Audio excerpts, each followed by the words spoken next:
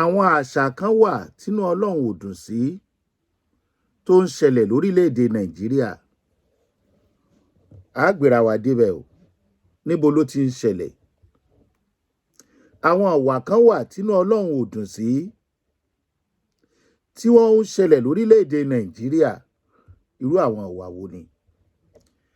Màá fi fídíò kan hàn wá lórí irú àwọn àṣà tó ń ṣẹlẹ̀. Number 1, Ọlọ́run pa Sódómù àti Gòmárà rẹ́.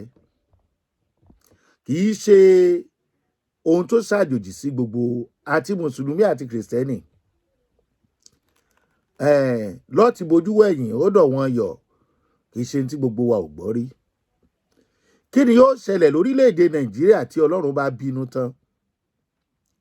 Àdúrà tí ká máa gbà ní pé k'Ọlọ́run Olódùmarè ó má bínú sí wa lórílẹ̀‐èdè Nàìjíríà. Tá a bá ń sọ nípa àṣà,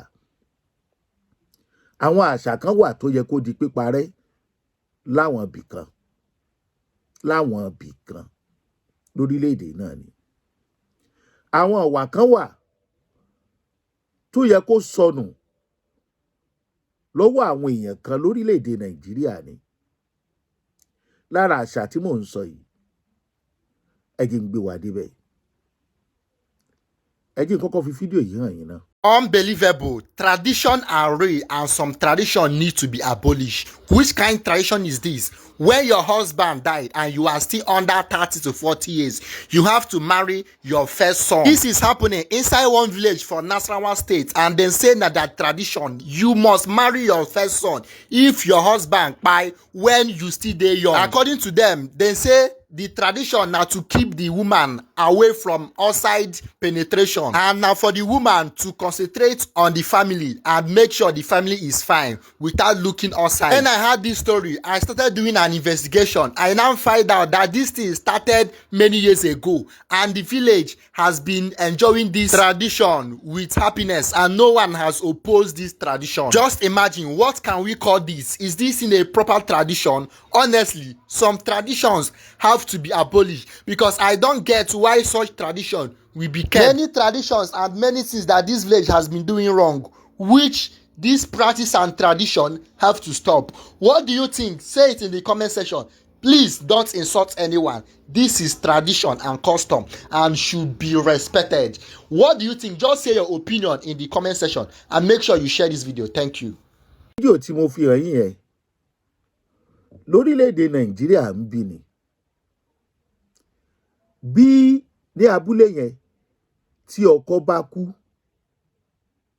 tíyàwó ò tí ì ju 30 ọdún lọ, ọmọ rẹ̀ àkọ́bí ọkùnrin ó máa ṣègbéyàwó pẹ̀lú ẹ̀. Yóò fẹ́ ọmọ ẹ̀ bí ọkọ àtìyàwó ṣe ń fẹ́ra wọn, bí bàbá àtìyá ẹ̀ ṣe fẹ́ ara wọn. Wọ́n ṣègbéyàwó, wọ́n mọ̀ ní nǹkan tí bàbá ẹ̀ ń bá ìyàwó ẹ̀ tó jẹ́ ìyá ẹ̀ tó ń bá ní lórí ibùsùn. Wọ́n sì máa tẹnubọ̀ra wọn lẹ́nu. Nígbà míì, àwọn ibi tá a fojú sí, ibẹ̀ ni wàhálà ti máa ń wà. Irú àṣà yìí, àwọn náà ní àwọn aṣojú o nílé ìgbìmọ̀ aṣòfin. Wọ́n lólóṣèlú láàrin wọn. Wọ́n ní àwọn àgbààgbà lọ́dọ̀ wọn. Irú àṣà yìí ó ti yẹ kó di àfisẹ́yìn tẹ́gun fi aṣọ. Wọ́n dẹ̀ ní ìdùnnú wọn ni o. Ibi tó ti ń ṣẹlẹ̀ ni mo kọ sábẹ́ yìí. Wọ́n ní wọn ò rí bí n tí ò dára rárá. Ó jẹ́ nǹkan ìbànújẹ́ fún àwọn èèyàn tó bá súnmọ́ Ọlọ́run, tí ọmọ ewu tó wà ń bẹ̀ kí ọmọ kó máa gorí ìyá ẹ̀, ọmọ tí ẹ̀dá bí nínú. Àwa ò gbàdúrà kárí ìbínú Ọlọ́run, ṣùgbọ́n gbogbo nǹkan tí ò bójúmu láyé, gbogbo àṣà rádaràda lórí àwọn àṣà burúkú tó wà nínú ẹ̀sìn náà, orílẹ̀-èdè Nàìjíríà ló wà.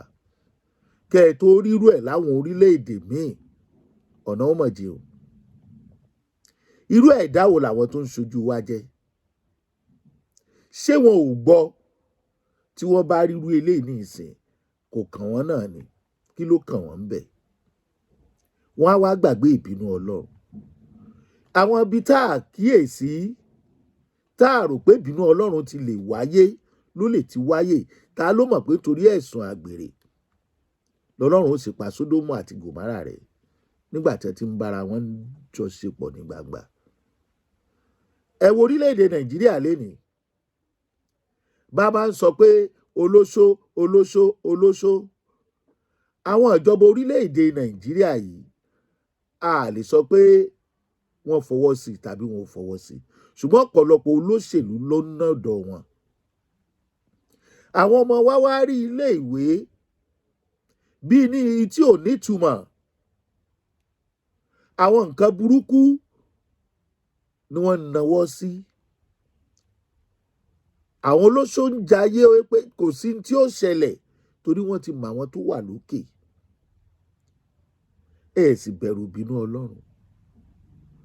Ẹ pèsè iṣẹ́. Ọ̀pọ̀lọpọ̀ àwọn ọmọ tá à ń pè lólóṣó yìí náà, àìríṣẹ́ ṣe sún ọ̀pọ̀lọpọ̀ débẹ̀. Ó fẹ́ ṣiṣẹ́ ṣùgbọ́n kò rí ìtorí ló ń jẹ. Inú yín dẹ̀ ń dùn. Ẹ ń fi wọ́n ṣomi ara. Ọ̀pọ̀lọpọ̀ yín tí ò bá tí ì pè wọ́n kókó bàǹtàbàǹtà fún wọn, ẹ sì rò pé ìran wọn lọ́wọ́ ni ẹ ń báyé wọn jẹ́ ni. Ṣé bẹ́ẹ̀ ni ọmọ rí lọ? Ẹ worú àṣà tí ìyá àtọmọ ń fẹ́ra wọn yìí. Ṣé kìí ṣe nǹkan tó yẹ kí wọ́n kíyèsí? Kán dẹ̀ sọ wípé irú eléyìí ò gbọ́dọ̀ wáyé, ẹ dẹ̀ sọ pé ń ṣe ẹ̀sìn. Ẹ jọ̀ọ́ nítorí Ọlọ́run, ẹ̀yin olóṣèlú wa, pàápàá jùlọ tẹ́ wá láti inú ìlú tó ti ń ṣẹlẹ̀ yìí, ẹ̀sìn wo lẹ̀ ń ṣe níbẹ̀ tó sọ fún yín wípé kí ìyá àtọmọ kí wọ́n fẹ́ra wọn lẹ́yìn ikú bàbá ọmọ ẹ̀? Àwa ń sọ pé kẹ́ ẹ kíyèsára. Ẹ má jẹ́ kó orílẹ̀-èdè Nàìjíríà ó parun tàbí kí ìran yín má parun. Torí ẹ̀yin lẹ dẹ́ṣẹ̀, orílẹ̀-èdè Nàìjíríà ò tiẹ̀ ní parun.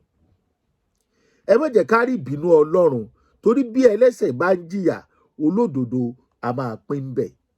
Àwọn ò ní bá wọn pín inú ọ̀ràn. Ohun aburú ni o, ó sì bàyàn lọ́kàn jẹ́. Ara wèrè àṣà tá a ló yẹ ká parẹ́ lórílẹ̀-èdè yìí. Àwọn kan tún ń ṣẹlẹ̀ lókè ọ̀yà. Ṣé ẹ gbàgbé pé ó ti wà lákọsílẹ̀ wọn pé ọmọ kéékèèké ni wọ́n fi ń lọ́kọ. Àgbàlagbà ni ẹ sì ń fi wọ́n fún. Wọ́n ó dẹ̀ ṣègbéyàwó fún wọn. Wọ́n gbà tó yẹ kán gbà lórí àwọn ọmọ yìí. Inú àwọn ọmọ yìí ó sì máa dùn. Kí ni wọ́n mọ̀? Kí lọ ọmọ ọdún 7, 8 ọmọ tí ò tí ì pọ̀ ọdún 10 mọ̀ tó fi ń lọ sílé ọkọ? Tá bá wá ń sọ̀rọ̀ òfin child abuse, ṣé kò wúlò lókè ọ̀yà ni? Tá bá ń sọ̀rọ̀ àṣìlú ọmọ, ṣíṣe ọmọ lò, kí ló máa wò òkè ọ̀yà yàtọ̀? Màá tún fi fídíò kan hàn yín. Lórílẹ̀-èdè Nàìjíríà náà ni àwọn àṣà pálapàla yẹn ti ń wáyé o. Ìtí ẹnu kòkó bọ́ bọ̀, òkòbó wọn ò bọ́. Ẹ jáde wo fídíò yìí.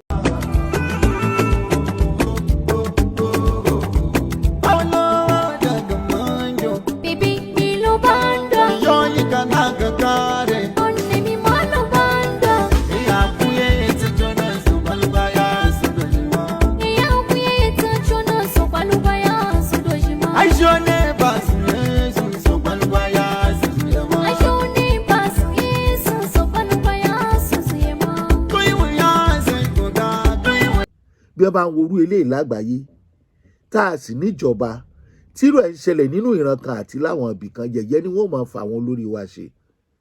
Sọ̀rọ̀ wọn náà ò tó yẹ̀yẹ́ bí? Ọ̀rọ̀ wọn tó yẹ̀yẹ́. Ìranù ní gbogbo eléyìí. Bẹ́ẹ̀ àwọn náà pọ̀ nílé ìgbìmọ̀ aṣòfin o, ṣùgbọ́n nítorí pé táwọn gan fúnra wọn ń ṣe ni. Irú wọn yẹn lájọ ń pera wa ní nǹkan kan náà lábẹ́ wọn Nàìjíríà. Àṣà àti ṣe wa kò dẹ̀ dọ́gba. Ìran tó ń ṣe àṣà kan máa firú àwọn ọmọ kéékèèké báyìí lọ́kọ. Irú ìran wo ni?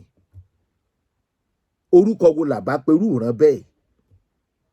Béèyàn bá wúrú ìwà yìí nílẹ̀ Yorùbá, ọlọ́pàá ò gbé o. bírú fídíò bá jáde nílẹ̀ Yorùbá tàbí nílẹ̀ Ìgbò ẹ̀wọ̀n gbére ni o, àgàgà nípínlẹ̀ Èkó. Kí wá ló dé tí wọ́n fi yàtọ̀? Kí ló dé tí ń ba ayé àwọn ọmọ yìí jẹ́?